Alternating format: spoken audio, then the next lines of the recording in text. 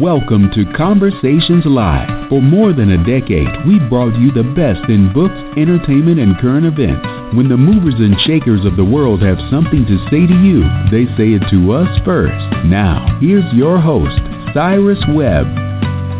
And welcome back, everyone, to Conversations Live. I'm your host, Cyrus Webb. Glad you all could join us once again, whether you're tuning in on the radio dial here in Mississippi at WYAD 94.1 FM. We welcome you all back to our show, as well as tuning in through our online affiliates around the world. We're glad to have all of you with us as well. We've all heard the saying that practice makes perfect, but have you ever tried to do something, and when you try so hard, you just can't seem to do it right, but other times you seem to be just a natural or pro at it?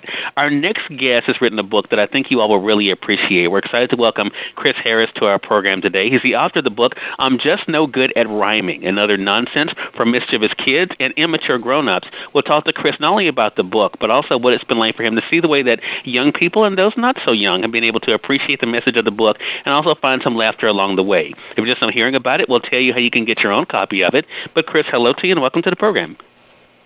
Hi, Cyrus. Thank you so much for being here. I really appreciate it. Well, look, I appreciate the time. I know this is a crazy busy time for you, Chris, but this book, I think, is perfect, I think, for all of us, because I think as we're able to see in the book, I mean, sometimes when you're kind of put on the spot, and to try to do something, things don't always work out, but in other times it seems as though it seems to flow so naturally. I mean, what has it been like for you to see the way that people of all ages have kind of enjoyed the message of the book?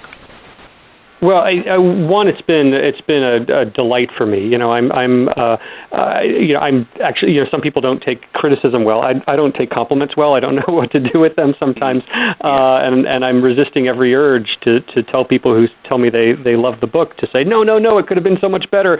My next book, I'll get it right next time, I promise. So right. I'm really blown away by the reaction to this. But I think you're so right about. One of the messages of the book, and because it was actually my own process for the book itself going through it, is, I don't have a background in poetry. My background is TV writing, and yet it felt like here's something I want to do for my own kids. And now the end result is a book that is out there and has gotten so many great reviews, and I'm blown away. So. You're definitely right that, when I talk to kids in assemblies about the book, I always tell them, I wasn't any good at first.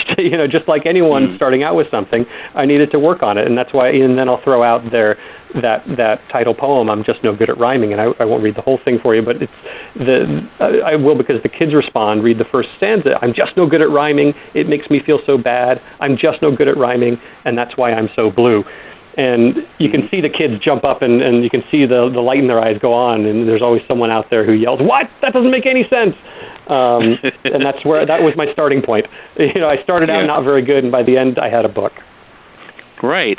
Well, Chris, I want to stay with the parallel of your own journey and this book and what I really took away from it. And my friends laugh at me sometimes, Chris, because they tell me, you're able to read things into everything. And I'm like, well, it's just, for one, I think we're doing this job over the years, but I think also because I think about my audiences and who might appreciate what, you realize your sweet spot in life. As you said, television, people know you for your work there. I mean, I think there is a natural thing there of we sometimes wonder because of what other people may think of us that we're not good at something, but we might just be unique in the way we present it. How has that helped you to realize that you don't have to be confined to just television or being a producer, that you could be able to do other things and still be successful at it? Yeah, well, boy, that's a great question, and I feel like that could be probably a 4-hour conversation on its own. But it's like I'm very grateful for my TV writing job, and I can look at, even without this book, I would look around and I would be, I would say, look at how lucky I am in terms of finding something. But I think there are. And there are people who, in a way, it's almost like who's the love of your life, and there are some people who say you've just got to find the person who's perfect for you, and there are other people who say you find someone and then you become perfect for each other, and I feel like that's true for what you do for a living too. And I knew that I would be writing for a living, but I didn't know exactly what it would be. And television came along, and I was lucky to get a break, and I'm happy to continue to try to make that work as much as possible. But then this book was sort of the extra, just a bonus that I'm just delighted to work on, because once I had my own kids, I knew I wanted to write something for them, and that's how this book started. Yeah. Chris, is another part of this about embracing what makes you unique? I mean, and not thinking that you have to be like you said, even the cover of the book, you're not William Shakespeare, but you still can be the best Chris Harris that Chris Harris could be. I mean, is that kind of your hope for the reader, too, that they embrace the things that make them who they are?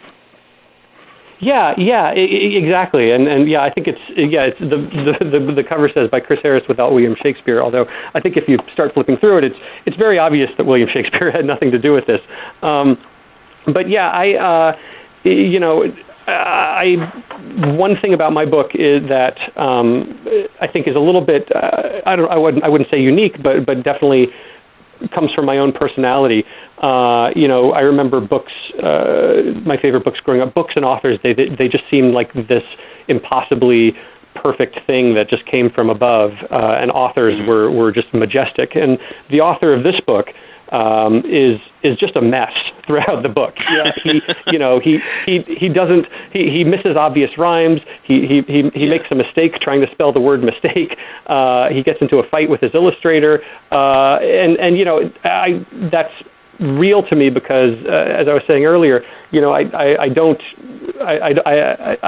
do tend to trumpet my flaws more than I talk about the things I'm good at. But also what I love and what I hope the message is what I hope it does is bring the writer and bring the author and the idea of writing a book to a level where the kids can say, oh, he's just another person. I'm just another person who worked really hard and got this together.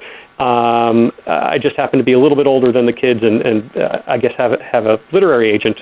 But if they come out of this book saying, "Wow, that was a ridiculous, silly book that made me laugh, and the guy who wrote it is a bozo, and if that guy can write a book, then I can too," well, then great. I think that would be wonderful. Exactly. Well, I think they definitely will enjoy it, and I think you also will inspire us adults as well, Chris, to be able to continue moving forward, even though we think that we aren't doing something exactly right, to keep moving forward because we never know how much other people might appreciate it, just like we appreciate this book. Again, everyone, Chris Harris has been our guest. He's the author of the book, I'm Just No Good at Rhyming, Another Nonsense for Mischievous Kids and Immature Grown-Ups. It's available now through our friends at Amazon.com or through your favorite bookstore. If they don't have it, they'd be more than happy to order it for you. And Chris, thank you so much for the time. Really appreciate it, and looking forward to speaking with you again. Thank you, Cyrus. Me too. I love talking about it. I appreciate that, and we thank you, our audience, for tuning in to another great segment of Conversations Live. Until next time, I'm your host, Cyrus Webb, saying, as always, enjoy your day, enjoy your life, enjoy your world. Make sure you take out time to enjoy some good music as well as a great book. Thank you all for choosing Conversations Live today. You all make it a great one.